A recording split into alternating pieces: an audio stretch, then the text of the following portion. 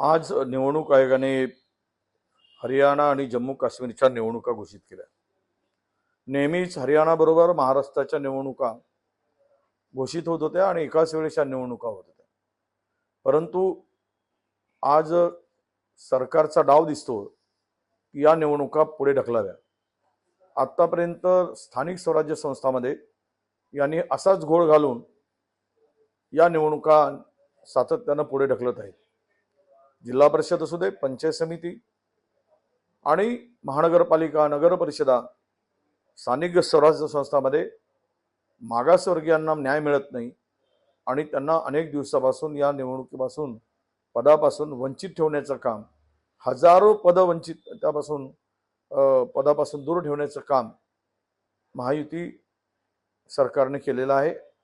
आणि आजही ज्या निवडणुका घोषित झाल्या त्यातून महाराष्ट्राच्या निवडणुका नोव्हेंबरमध्ये निवडणुका घेण्याची तयारी सरकारची दिसते आहे. खरं तर लाडकी बहीणसारख्या योजना आणून जे लोकसभेमध्ये महाराष्ट्रात अधपतन झालं, महाराष्ट्रातील जनतेने यांना नाकारलं, निवडणुकीच्या तोंडावर योजनाचा पाऊस पाडून गेलेली पद सुधारण्याचा केविलवाणा प्रयत्न या सरकारकडून होत आहे. आणि म्हणूनच या निवडणुका पुढे ढकलत असताना राज्य अस्थिर करणं, आज झालेली नाशिकची घटना, खरं तर ज्या चिथावणीखोर भाषण, आज वक्तव्य आशिष शेलारांनी केलं हे अत्यंत चुकीचं आहे.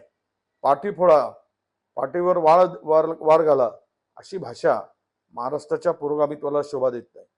ठीक आहे, कोणाला भावना व्यक्त करण्याचा अधिकार आहे, पण महाराष्ट्रामध्ये मात्र अशी भाषा वापरणं आणि आगीत तेल टाकण्याचं काम करणं हे अत्यंत चुकीचं आहे.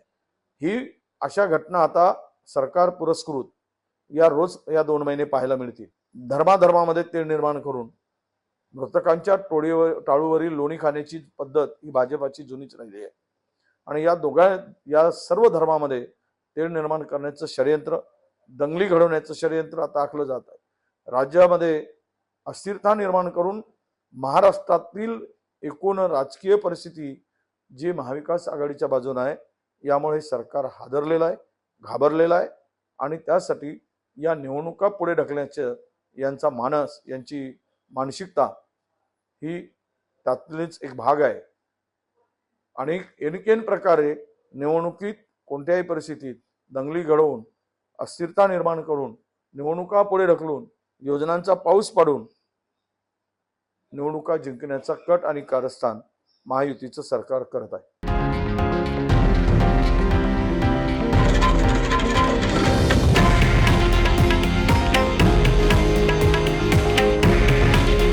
हे आहे देशातील नंबर 1 न्यूज नेटवर्क आणि आपण पाहत आहात TV9 मराठी.